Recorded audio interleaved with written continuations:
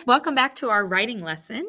We are still talking about personal narratives for today, and we are specifically going to be talking about narrators in personal narratives.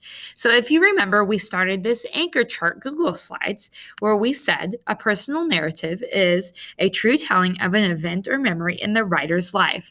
Personal narratives use the pronouns I, me, or mine. Like fiction stories, personal narratives have a setting and a sequence of events. A lot of times, personal narratives will have a problem and a solution. And then we read my personal narrative about a scary encounter. Remember the caterpillar while I was rock climbing?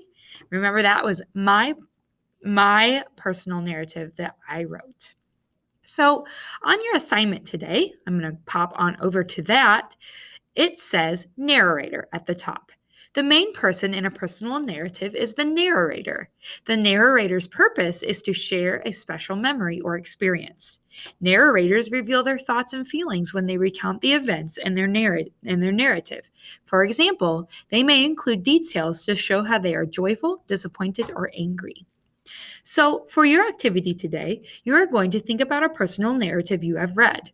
Record the narrator's thoughts and feelings. So, you can use my personal narrative that we have read together for your thinking on this activity. That's what I'm going to do for my example. You're welcome to do the same. So, the title you'll type right in here. And the title of my personal narrative was An Almost Scary Encounter. An almost scary encounter. And the narrator was Mrs. Carlson. So remember, you're welcome to use a different personal narrative that you've read, but for this activity, you are more than welcome to use my personal narrative. So what you're going to do, you are going to record 3 of my thoughts that I was thinking during my personal narrative and 3 of my feelings. I'm going to give you an example of one thought and one feeling to get you started. So one thought that I had during my personal narrative was that there was something scary on the rock that I was climbing. So that's something that I was thinking. I was thinking that there was something scary on the rock. That was one of my thoughts. One of my feelings was that I was nervous because I almost wanted to come down off of the rock climb, but I felt nervous.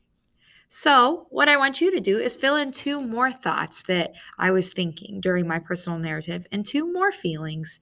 You can use my examples as your first part of your assignment as well. And I'm excited to see what you come up with.